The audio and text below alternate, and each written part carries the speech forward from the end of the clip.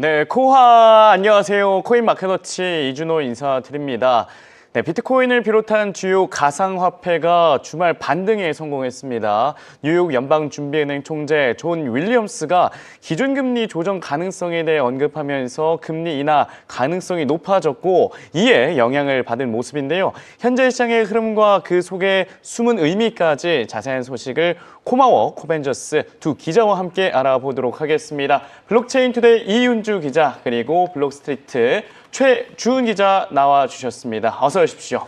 안녕하세요. 안녕하세요. 안녕하십니까. 안녕하십니까.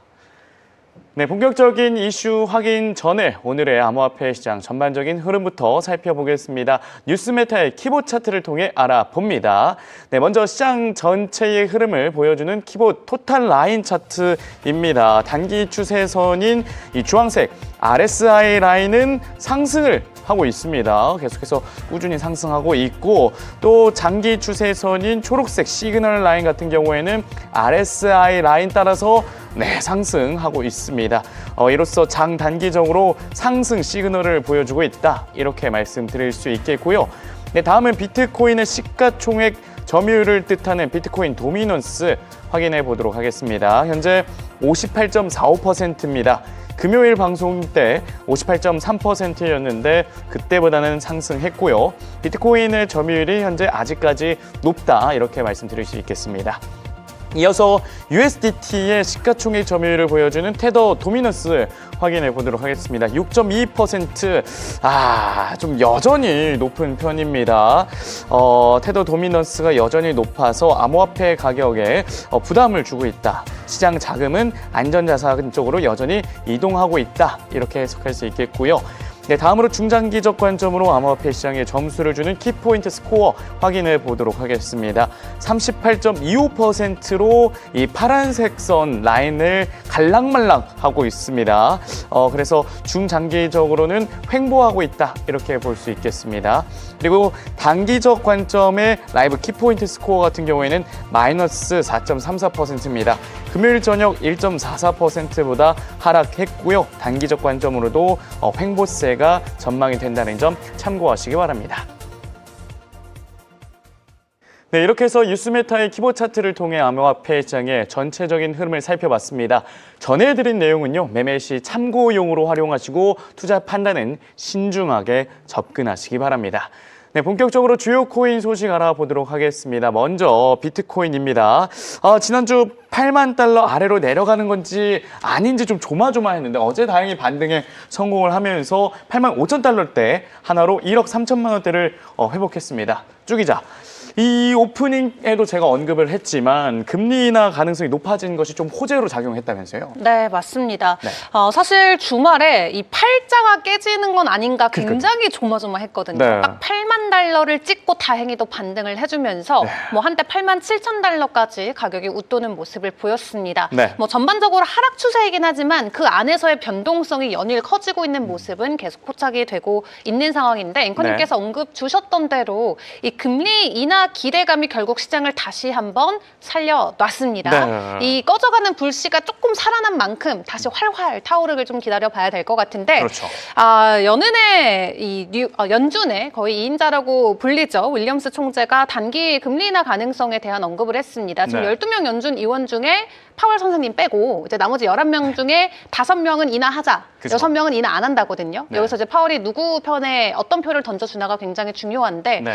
어쨌든 금리 인하라는 거 자체가 이게 정답이 있는 싸움이 아니잖아요. 그렇죠. 이게 모릅니다. 지나가고 나서야 우리가 그때 금리 인하를 잘했구나 혹은 그때 동결할 걸 이런 게 나중에 이제 경제의 사이드 이펙트로 나오는 것이기 때문에 네. 지금 당장 금리 인하를 동결한다고 해서 누가 맞다 틀리다를 나누기가 굉장히 어려워요. 그래서 우리가 정말 역사적으로 어떤 이런 인류의 과거를 쭉 돌이켜봤을 때 네. 이런 사건들은 보통은 만장일치로 가져야 됩니다. 네. 그래야 그렇기- 이제 시장 안에서도 좀 분란이 없을 수 있고. 그렇죠. 그만큼 정답이 없는 문제인인 만큼 네. 거의 다수결을 넘어서 모두가 100% 동의해 주는 게 굉장히 중요한데 지금 연준이 완전 양갈래로 나눠져 있는 상황이잖아요. 그렇죠. 그 가운데서 일단 윌리엄스 총재가 단기 금리 인하 가능성 있다라고 이야기를 했는데 이분의 발언이 왜 중요하냐면 파월 의장은 이런 말 못합니다. 할 수가 없어요. 네. 단기적으로 금리 인하 가능성 있다 이런 말 못하고 그분은 늘 시적으로 안개가 끼는 날에는 우리는 차를 멈춰야 멈춰야 합니다.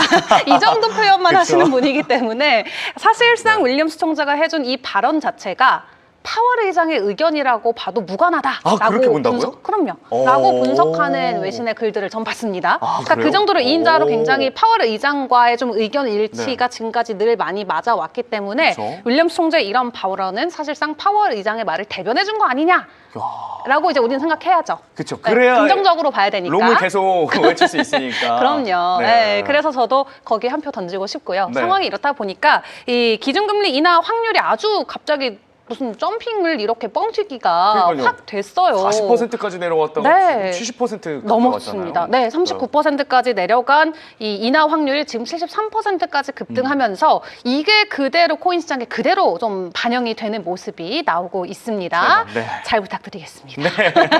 네, 그래서 지금 어쨌든 8만 달러까지 찍었다가 지금 다시 9만 달러를 향해 달려가고 있는 코인 시장인데 여기에 또 매크로 환경적인 요소들을 봤을 때 달러가 약세로 전환이 되면서 비트코인과 같은 위험 자산에게는 좀 긍정적인 선호 심리 현상이 올라가는 모습으로 풀이가 되고 있고요. 네. 국채가 또한 올라가면서 이 국채 금리가 하락하는 모습이 일단은 우리 시장에 전반적으로 우호적인 세팅이 아주 오랜만에 나와줬다. 네. 그래서 덕분에 주말에 조금 오르는 모습이 보여진 것 같습니다. 네. 여기에 우리 베센트 선생님의 한마디도 조금 도움이 되고 있는 것 같아요. 경기 침체 가능성 낮다라고 MBC 이 인터뷰를 통해서 이야기를 하는 걸 저도 실시간으로 봤었는데 트럼프 재무장관이죠. 그렇죠. 네. 내년에 경제 개선에 대한 기대감이 여전히 있다라고 이야기를 하면서 질문하는 앵커가 그렇게 그냥 다이렉트로 물어보더라고요. 내년에 경기 침체 올까요? 이렇게 물어보니까 네. 웃으면서 정말 여유롭게 경기 침체 오지 않습니다. 와, 여유롭네요. 아주 여유롭게 또 자신 있게 그냥 네. 한 번에 바로 그렇게 답변을 하시더라고요. 네. 그래서 저도 그 인터뷰를 보면서 좀 상당한 조금 믿음이 생기기도 했는데 네.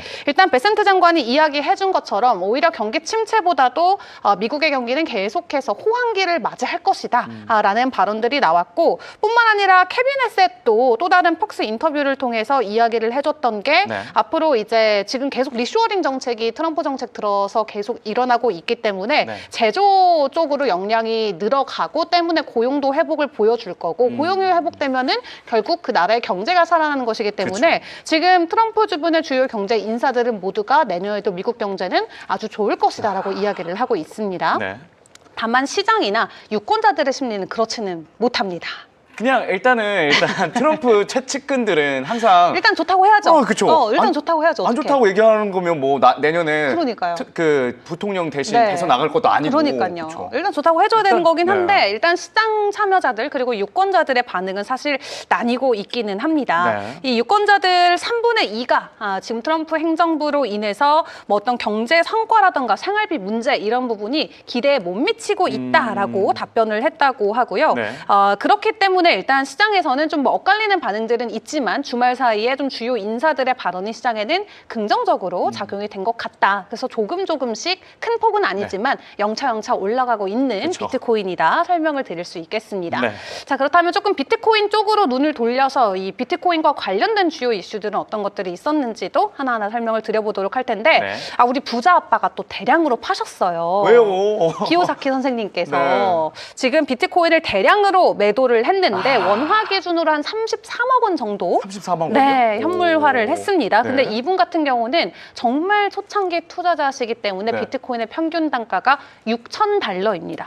6천 달러. 6,000달러. 6만 달러 아니고? 6,000. 6천? 네. 와, 얼마나 번 거예요? 그러니까 대규모 차익 실현에 성공을 한 거죠, 이번에. 그냥 남은 여생을 이런 데 투자에 신경 쓰지 않고 그냥 나는 편하게 살겠다 그러니까. 해서 매도한 거 아닌가. 정확한 이유까지 근데 또 공개를 해줬어요. 왜냐면 했어요? 이분은 사실 네. 시장에 엄청 좀 세일러와 같이 비트코인을 굉장히 네. 옹호하고 지지해주는 분이기 때문에 네. 우리가 이분들은 온체인으로 다 판 한 판 쳐다보고 있잖아요. 그쵸. 그래서 이런 분들이 팔면은 시장에 엄청난 충격이 나올 수밖에 없거든요. 네. 그래서 미리 팔기 전에 나 비트코인 매도하는데 왜 매도하는지에 대한 이유까지 일기를 다 쓰시고 파셨어요. 그래, 그래서 다행이네요. 시장이 다행히도 크게 요동치지 않는 모습이었는데 네. 기요사키 선생님께서 파신 이유는 사실 명확했습니다. 더 큰 미래를 위해서 팔았다. 매도 이유, 수술센터 2곳을 짓고 5개 광고판 사업을 시작을 한대요. 그래서 본인의 개인적인 사업에 투자하기 위해서 네. 일단 비트코인을 매도를 한다. 하지만 수술센터랑 이 5개 광고판 사업에 투자를 하면 네. 내년 2월부터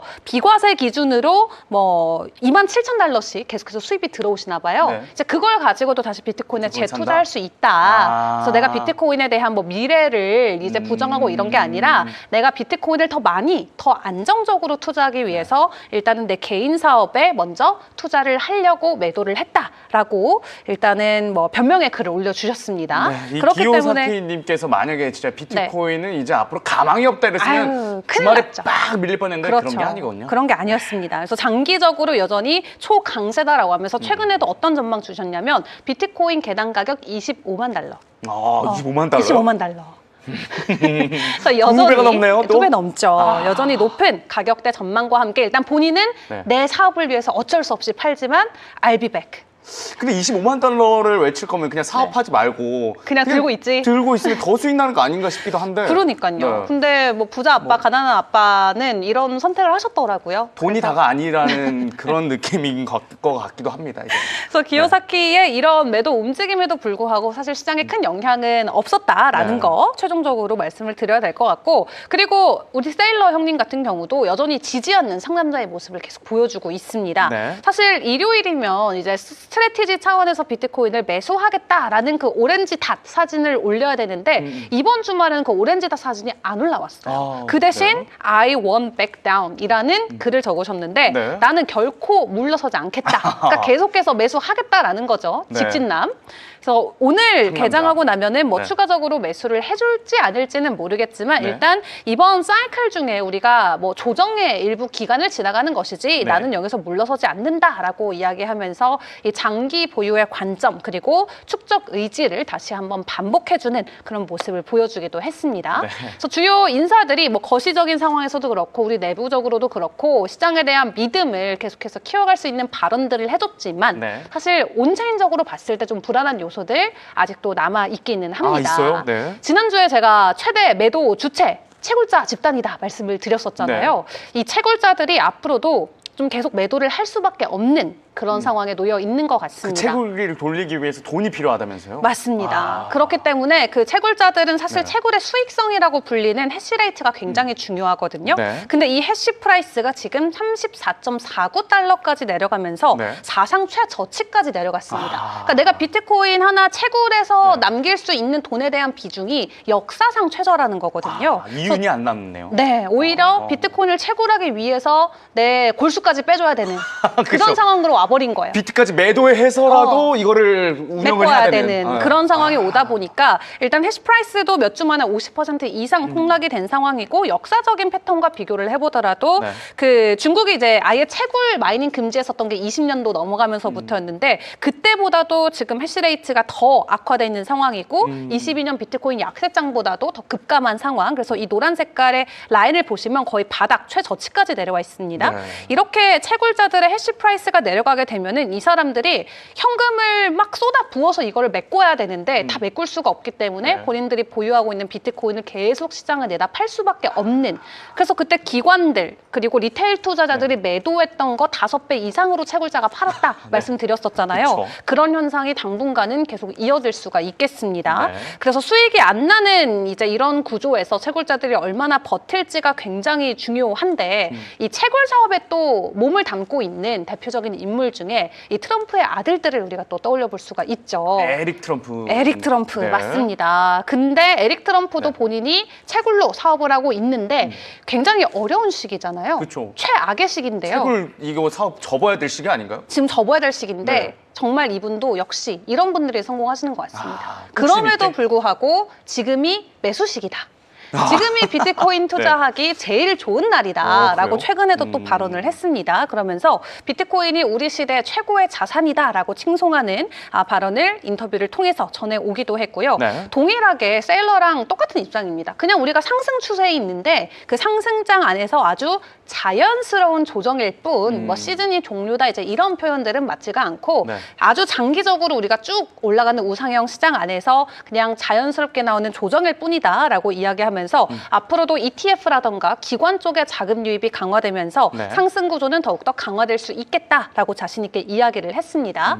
그리고 본인이 운영하고 있는 아메리칸 비트코인 실적 발표 처음으로 했죠. 상장 이후에. 네. 근데 다행히도 적자가 아니고 이익을 냈습니다. 이익을 냈어요? 네, 이익을 냈고요. 채굴 비용이 왜냐하면 이분들이 채굴하는 비용 자체가 이 주정부의 어떤 그 혜택을 좀 여러 가지를 네. 중복적으로 받으면서 시장가 대비 거의 50% 정도 저렴하게 채굴이 가능합니다. 텍사스주에서 하고 있는데 다 해주는 거죠? 네, 트럼프 그 주에서 대통령 하면. 아들이라고 해주는 건 아니죠? 그러면 이제 큰일 나죠. 큰일 나죠. 예, 네. 가만히만 있어도 큰일 나시는 분들인데 그런 거 혜택까지 그쵸. 받으면 안 되죠. 네. 그래서 일단 그 스테이트 자체가 굉장히 친크립토적인 아. 그런 법안들이 많이 마련이 돼 있어서 네.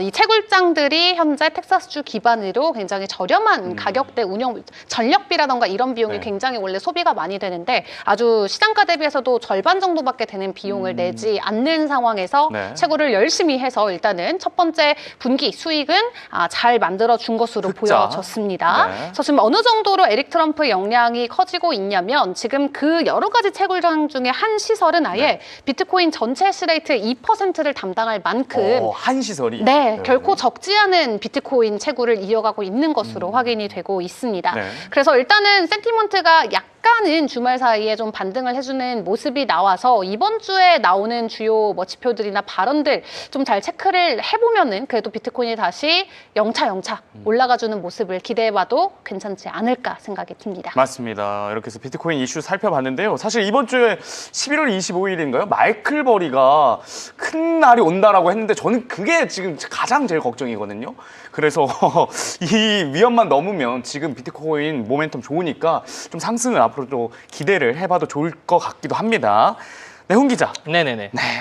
지난 금요일 테더 도미너스가 진짜 너무 많이 올랐었잖아요. 네네네. 그래서 다행히 그래도 이 7% 구간까지는 진입을 하지는 않았었죠. 네네, 그렇습니다. 뉴스메타의 메타 차트, 알파 차트를 보면서 현재 비트코인의 차트 현황 살펴주시죠. 네, 일단은 여러분 한 주 주말 잘 보내셨는지요? 그리고 주말 동안 아주 박앤세일이 벌어졌죠. 그리고 이제 불장이었죠. 자, 무슨 소리냐 할 수 있겠는데, 자, 네. 일단 첫 번째 화면부터 보이면, 자, 우리 한국 경제에서도 다이소에 가면 꼭 사야 된다고 몇 가지 오. 물품들이 이렇게 했습니다.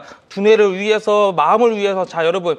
다이소에 가면 꼭 사야 되는 물품들이 있듯이 여러분 박앤세일이면 우리는 항상 공포에서 도전을 해야 되는 구간이 있는 것입니다. 그쵸. 자, 그래서 제가 오늘 메타 차트부터 잘 브리핑을 해드리면 네. 자 지난주 제가 방송을 했을 때가 정확히 여기였습니다. 여기였고 여기에서 이제 정확히 이 메타 차트상에서도 이제 팔아라 이 셀 시그널이 되게 강한 그런 무지막지한 공포의 순간에서도 제가 저점을 잡아드렸었는데 혹시 기억하실런지는 모르겠네요. 자, 네. 그 후로 주말 동안 이렇게 박일생이 다이소를 거쳐서 여태까지 쭉 이렇게 상승 모멘텀을 단기간적으로 또 이렇게 만들었네요. 자, 알파 차트상에서도 역시나 여기에서 제가 부분적으로라도 좀 도전을 해야 된다라고 말씀을 드렸었고 여기 얼마 지나지 않아서 이제 바로 메타 차트, 알파 차트에서도 이제 바이 사라라는 시그널 나오더니 네. 지금 다시 알파 차트상 노랭이 위로 지금 캔들이 쭉 올라와 있어요. 그래서 네. 지금 일부 그 로버트 이제 부자 아빠 이제 아빠가 아니라 저 할아버지 같은데 이제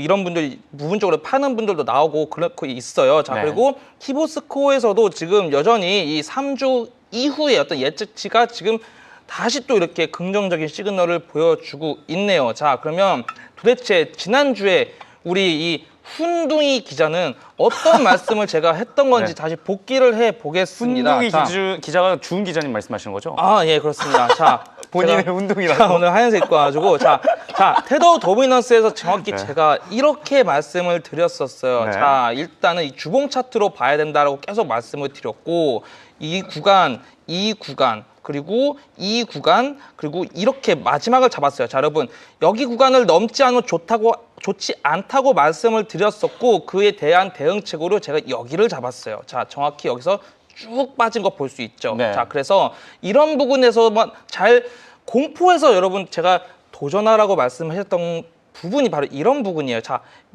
비록 이런 부분을 뛰어넘었지만 제가 잡은 구간에서 정확히 또 하락을 하고 있어요. 뭐가 테더 도미넌스가 그래서 이런 공포 구간에서 잘 대응을 하셨으면 이미 벌써 수익권에 있을 것이고요. 이 네. 테더 도미넌스를 다시 일봉으로 확대해 보면 빨리 이제 이 내려온 김에 다시 이 6.27 밑으로 10%를 도전하는 움직임이 이번 주에 나와 주어야 가장 베스트 시나리오로 보여요. 그래서 네.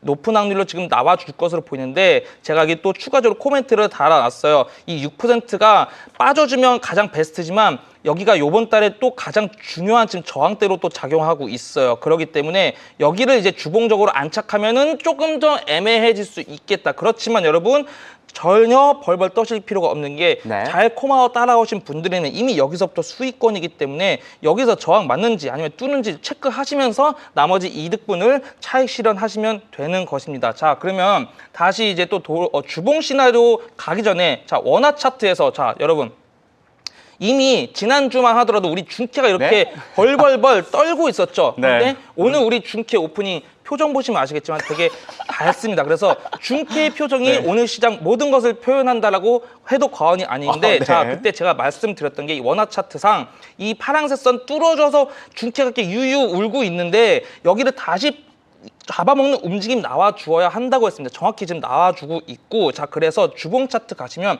다시 우리 중케가 지금 밝아졌어요. 자, 중케가 지금 네. 귀엽고 GD에 빙의를 하고 있는데 자, GD 요? 여러분 제가 여기 잡아드렸잖아요. 82,530, 82,850 구간 여기 주봉상으로 놓은 구간에서 정확히 지금 쭉 반등해서 지금 차트를 그려 나가고 있어요. 자, 네. 그리고 오늘 제가 또 하나 보여드릴 차트는 뭐가 있냐면 네. 항상 제가 이 토탈 3차트를 보여드렸잖아요. 네. 자, 그런데 오늘 제가 토탈 차트를 물론 이건 저번 주에도 보여드렸죠. 그래서 제가 왜 공포의 매수 하락을 하고 했었냐면 토탈 차트가 제가 암호화폐 전체 시가총액 전체 시가총액 제가 정확히 여기 네. 2.77T와 2.68T 요거 이렇게 잡아드렸잖아요. 네. 여기서 정확히 지금 이렇게 반등하고 여기 지금 여기서 이렇게 좀 이렇게 둥지를 트어가고 있는데 둥지를 트어가는 모습도 제가 양호하다 그랬어요. 자, 그리고 요게 주봉인데 자, 그 우리 솔수영 기자가 또 보고 있을지 모르겠지만 오늘 아침에 여러분 정확히 솔수영 기자가 블룸비트에 이런 기사를 냈어요. 네.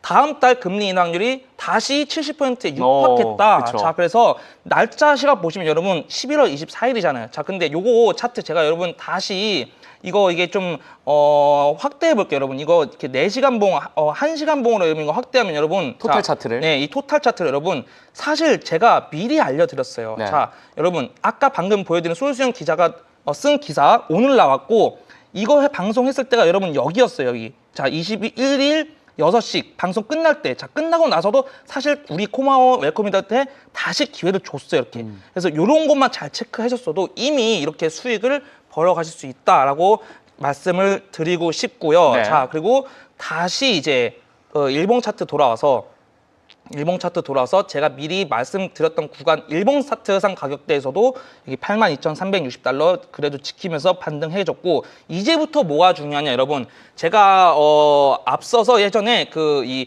파전 양면 전술이라고 말씀드렸던 것이 있는데 사실 이거의 원어는 네. 우리 북한의 화전 양면 전술이에요 여러분. 그쵸. 겉으로는 웃고 있고. 하하하 웃으면서 네. 뒤에서 미사일 쏘는 자 그런 거라서 자 이 화선 양면 전술이 잘하면 오늘 나올 수가 있어요. 요거 하나만 비트코인에서 그건 어떤 전술이죠? 자 보여드릴게요. 네. 일단 여기서부터 쭉 반등을 했잖아요. 네. 자, 이 파란색 추세선이 되게 중요한데 여기가 가격적으로 지금 87,000달러 중반이에요. 그래서 안정적으로 87,000달러를 주면서 파란색 선을 좀 넘겨주면 네. 괜찮아요. 그런데 오늘 밤에 여기를 다시 한번 도전했다가 두드려 맞는 움직임이 나올 수 있어요. 자, 그러면은 이렇게 올라갔다가 다시 내려갔다가 이렇게 오른 척하다가 여기서 다시 또 맞고 한번 쭉 빠질 수 있겠다. 그래서 네. 이런 움직임 아직까지 유효하니까 요게 이제 오르는 척하다가 다시 내려갔다가 그럼 여기서 끝이 아니에요. 미리 제가 잡아놓은 요 78,900달러, 79,000달러 초반대 가격에서 또 기술적으로 반등을 또 이렇게 쭉 할 움직임이 나올 수가 있기 때문에 그래서 또 한번 우리를 들었다 놨다 하는 그런 움직임이 좀 나올 수가 있겠다. 그래서 네. 지금 미리 여러분 제가 말씀드리는 이 가격대 이미 여기는 한번 거쳤으니까 밑에 78,900달러 후반대와 79,000달러 초반대 요게 박스대 구간과 밑에 하단 75,340달러 요런 가격들 항상 평상시에 체크를 하셔라. 그래서 만약에 이 화전 양면 전술이 다시 나오게 된다면 네. 두 번째 위협할 수 있는 가격대는 여기 79,000달러가 될 것으로 보여요. 그래서 이러한 시나리오도 잘 체크하셨으면 좋겠습니다. 네, 비트코인이 오르는 것 같지만 한 번 더 조정을 받을 수 있는 차트적인 흐름이 나타나고 있기 때문에 이 화전양면 전술을 조심하셔라 이렇게 말씀 또 해주셨습니다. 네, 다음은 이더리움 살펴보도록 하겠습니다. 이더리움은 비트코인보다 하루 앞서 좀 반등을 좀 했는데요. 쭈기자, 한때 이게 390만 원대까지도 내려갔다가 다시 420만 원대를 회복했는데 이더리움이 이렇게 좀 반등할 수 있었던 이유 무엇이라 보십니까? 네, 이더리움 같은 경우도 이 톰리 의장이 꽉 붙잡고 있잖아요. 네. 아무리 우리 비트마인. 회사가 손실권이라고 할지언정 나는 이더리움을 마지막 날까지 매수하겠다라는 강한 의지를 보여주고 그쵸. 계신 덕분일지 네. 이더리움도 나름 반등을 해주고 있습니다. 그리고 사실 ETF 쪽으로 먼저 순유입 전환세 흐름이 포착이 되면서 네. 금요일 이후 좀 이더리움의 반등이 나와주고 있는데요. 무려 9거래일 만에 현물 쪽에 유입량이 들어왔습니다. 다만 업계 1위 기관인 블랙락은 여전히 금요일에도 매도 흐름이 이어졌고요. 네. 그 외 뭐 피델리티나 그레이스케일, 비트와이즈 쪽으로 이더리움의 현물 ETF 유입량 전환 포착이 됐습니다. 네. 어쨌든 결론적으로 9거래일 만에 반등을 또 해주는 모습이 기관 쪽에서 나왔기 때문에 뭐 블랙락을 제외하고 좀 네. 투자 심리가 살아나고 있지 않나라는 생각을 해볼 수가 있겠고요. 네. 말씀드렸던 톰리 의장이 몸담고 있는 비트마인 미실현 손실이 이제 40억 달러까지 확대가 됐습니다. 네. 이 정도면 조금 쫄법도 한데 그쵸. 그럼에도 불구하고 여전히 강한 매집세를 이어가지고 있는 상황. 여기에 이제 MAVN이라고 해가지고 메이드 인 아메리카 밸리데이터 네트워크라는 또 새로운 어소시에이션을 출시를 한대요. 그래서 이더리움을 스테이킹하기 위한 서비스를 지금 준비하고 있는 것으로 보여지고 네. 파일럿 파트너사들을 총 3곳 선정을 해서 내년 1분기부터 스테이킹을 본격적으로 할 것이다 라는 내용을 공유하기도 했습니다. 네. 이 스테이킹을 하게 되면은 기업 차원에서 해주게 된다면 단기적으로 바로바로 또 매도가 안 되는 그러니까 락건 물량으로 우리가 인지를 하기 때문에 시장에서는 좀 하방을 막아주는 요인이 될 것이다라는 기대감이 나오고 있고요. 네. 비트마인 주가 같은 경우는 사실 7월 고점 대비해서 무려 84%. 이게 코인이 아니고 주가입니다. 주가가 비트마인? 84%나 예. 폭락했음에도 불구하고 그리고 본인들이 보유하고 있는 이더리움도 40억 달러나 미실현 손실권임에도 불구하고 우리 아하. 톰리 선생님 뭐라고 하시는지 네. 그 말씀 한번 들어보겠습니다. 네. 자, 이더리움의 약세. 뭐 영상 있나요? 아니요.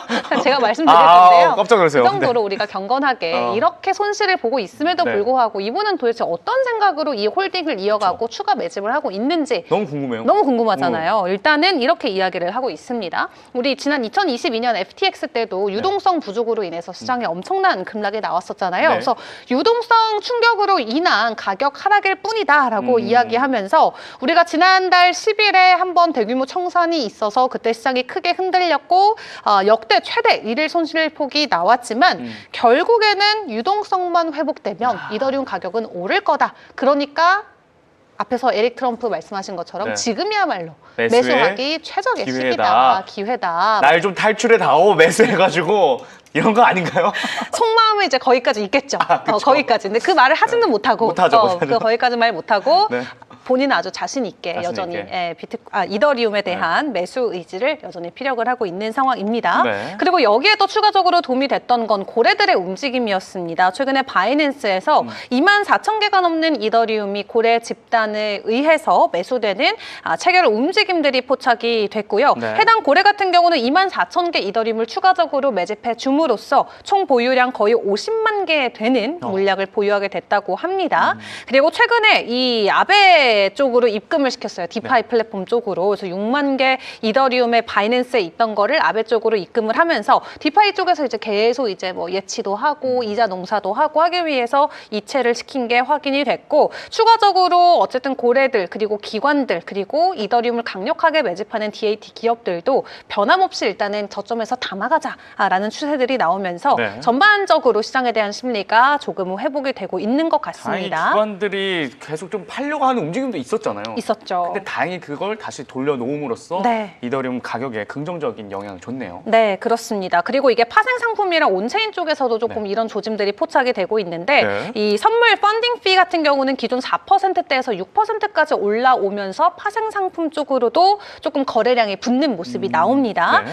주요 거래소들의 움직임을 보면은 이 파생 상품 쪽의 물량이 늘어났던 거는 숏에 대한 베팅이 아니고 롱에 대한 베팅 때문이었다라는 데이터가 나와 있고요. 네. 특히 2,700달러 이상의 롱 포지션들이 계속 쌓이고 있는데 지금은 이더가 2,700 막 돌파를 했는데 네. 주말 내내 사실 2,000달러 초중반대 머물렀었기 때문에 여전히 시장에서는 추가 상승에 대한 기대감을 가지고 있는 트레이더들이 굉장히 많다라는 걸 느껴볼 수가 있겠고요. 네. 지금 상황에서 데이터를 분석을 해보면 한 2,650달러 정도가 투자자들이 인지하고 있는 이더리움의 바닥 가격인 것 같다라는 분석도 함께 나오고 있습니다. 네. 그래서 지금 9일 만에 이더리움의 ETF 쪽에서의 순유입 전환과 함께 좀 추가적으로 상승하는 모습이 포착이 되고 있는데 앞으로도 계속 이런 순유입이 재개가 되고 우리가 기다리는 12월 연준에 이 금리 완화 시그널이 나와주게 된다면 3,200달러까지 일단은 가뿐하게 가격 반등이 나와줄 것이다라는 분석이 있고요. 네. 또 다른 전문가들의 의견에 의하면 이 골든 포켓이라고 해서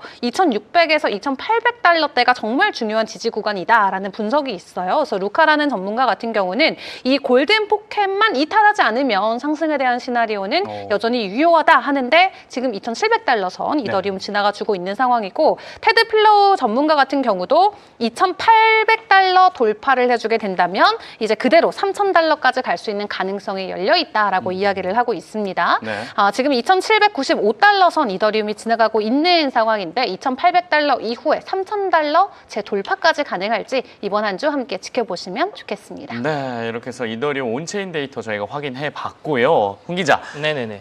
지난 금요일 방송에서 이더리움이 2,600달러까지 하락할 수 있고 또 기술적 반등도 일어날 수 있다 이렇게 말씀해 주셨는데 딱 그렇게 됐어요. 네네네. 아쉽게도 뭐 3,100달러까지는 회복은 아직 못했지만 네네네. 뉴스메타의 알파 차트, 메타 차트를 보면서 이더리움의 현재 차트 상황 좀 살펴주시죠. 네, 여전히 이더리움이 지금 여전히 그 아슬아슬한 횡령보를 만들어가고 있는데 오랜만에 다 등장하셨네요. 복귀해 보겠습니다. 자, 네. 메타 차트 보시면 정확히 요 구간 여러분 요 마우스 보시는 요 구간이 말씀드렸던 구간이고 쭉 반등을 했고 사실 가장 베스트 시나리오는 3,100달러를 좀 넘어서는 정확히 3,095달러를 안 찾고 넘어서는 움직임 나와야 되는데 네. 정확히 또 거기 3,100달러권에서 또 두드려 맞았어요.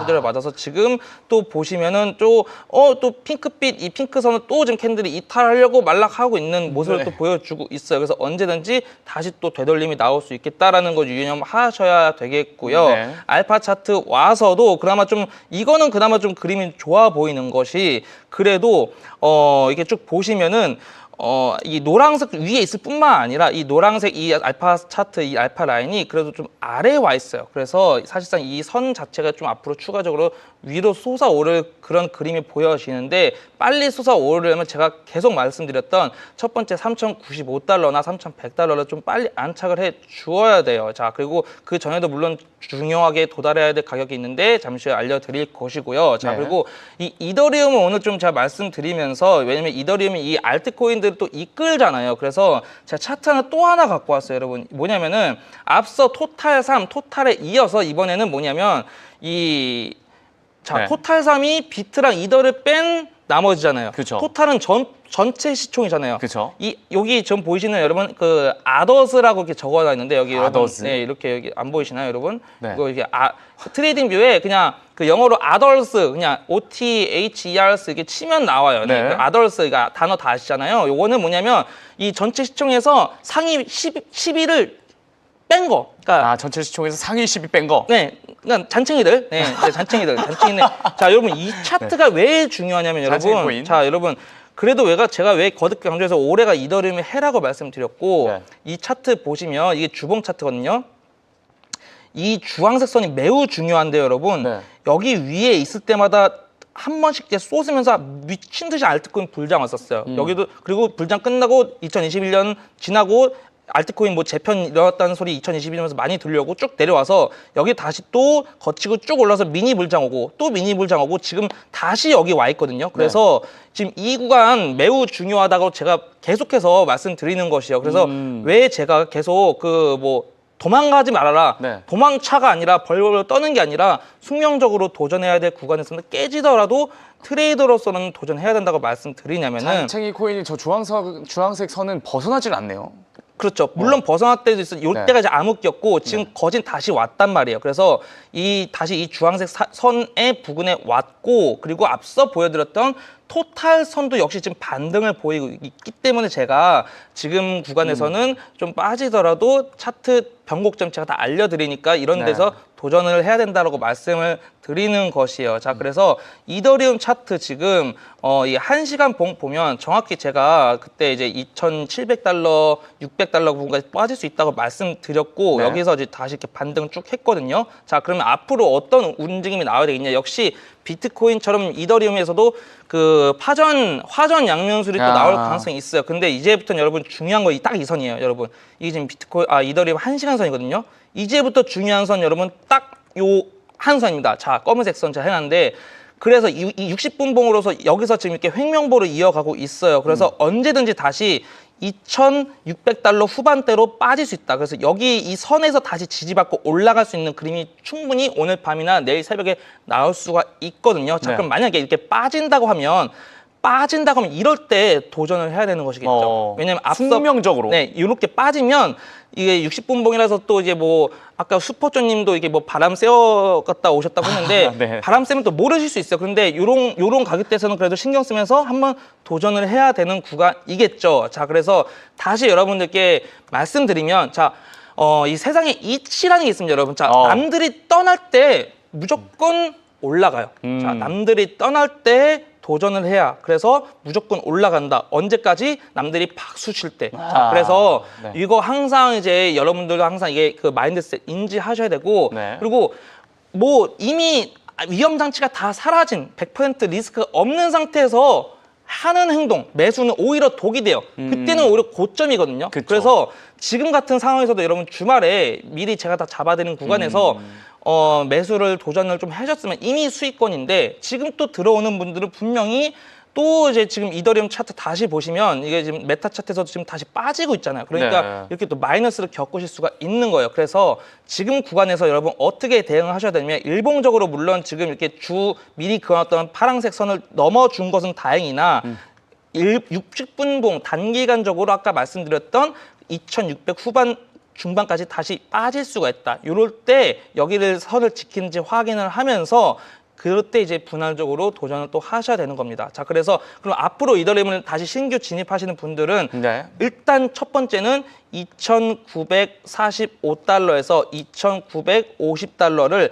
안정적으로 뚫어내거나 지키는지를 확인을 하셔야 돼요. 자, 그리고 두 번째 마이 구간 3,100달러예요. 그래서 이 3,100달러를 다시 도전을 해서 넘어서게 되면 그다음부터는 다시 한번 이더리움이 쭉 한번 양봉을 나올 수 있는 그런 메커니즘이 작용할 것이거든요. 그래서 지금 말씀드린 구간들 잘 체크하시고 위험할 때 용기를 가지고 네. 좀 도전을 해 주셨으면 좋겠습니다. 네, 이더리움 같은 경우에는 더 만약에 빠질 경우에 도전을 좀 해보면 좋겠다라고 말씀해 주셨고 핵심 지지선과 저항선까지 체크를 해 주셨습니다.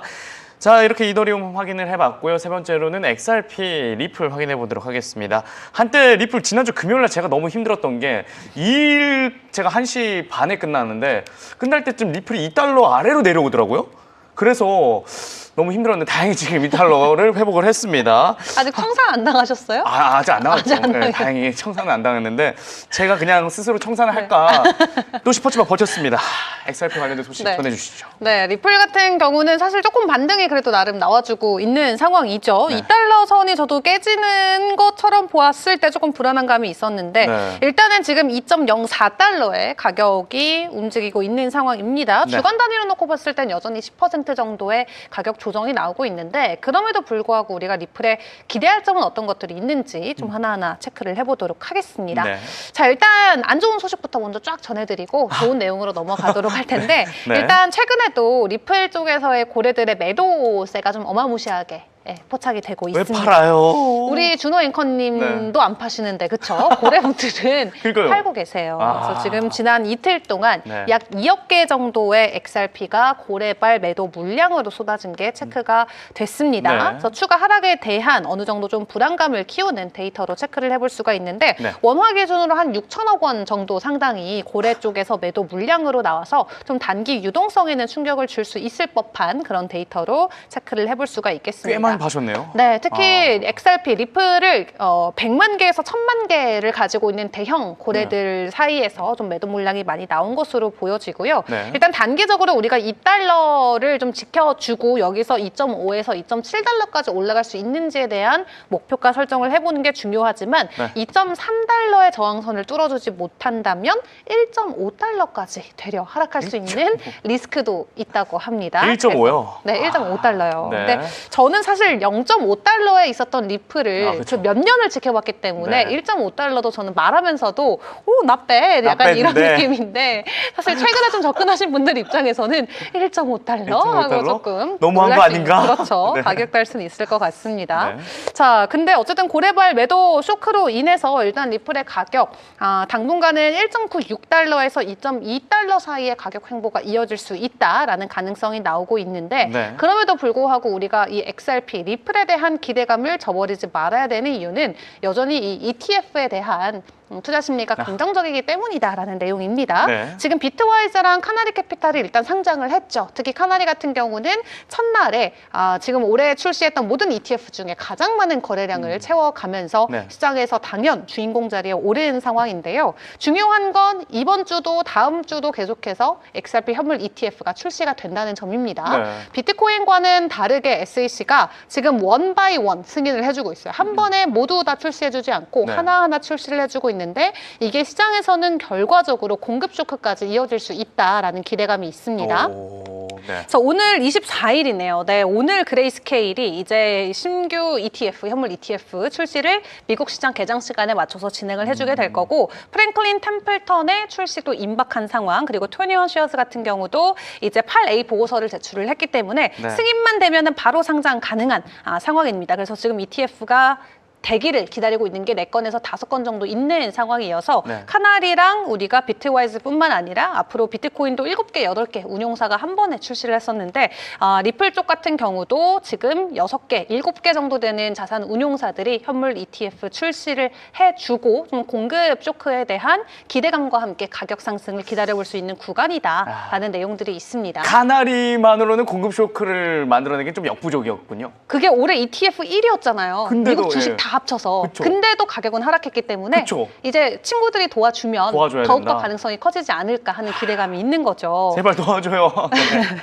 그렇다 보니까 일단 그 자금 측면에서는 네. 지금 어떤 조금 전망들이 나오고 있냐. 이제 이 4개, 5개 승인 기다리고 있는 운용사들까지 현물 ETF 상장하고 나면은 하루에 이제 한 10억 달러 정도 되는 규모의 자금이 리플의 현물 ETF로 들어올 수 있겠다. 네. 원화 기준으로 이게 거의 1조 5천억 원 정도 되는 1조요? 결코 적지 않은 금액이거든요. 오, 1조 네. 5천억 원 정도의 자금이 현물 ETF 쪽으로 들어올 수 있다라는 전망과 함께 네. 이렇게 규모가 크게 들어와 준다면 매일 5억 개 XRP가 자산 운용사 쪽에 보관 물량으로 넘어가기 때문에 네. 이 공급 쇼크 내가 사고 싶어도 이제 못 사는 사는. 그런 쇼크가 리플에게도 보여질 수 있다라는 거고 네. 이런 ETF에 아주 호실적이 네. 연결이 된다면 호실적. XRP 같은 경우는 가격 최대 220달러.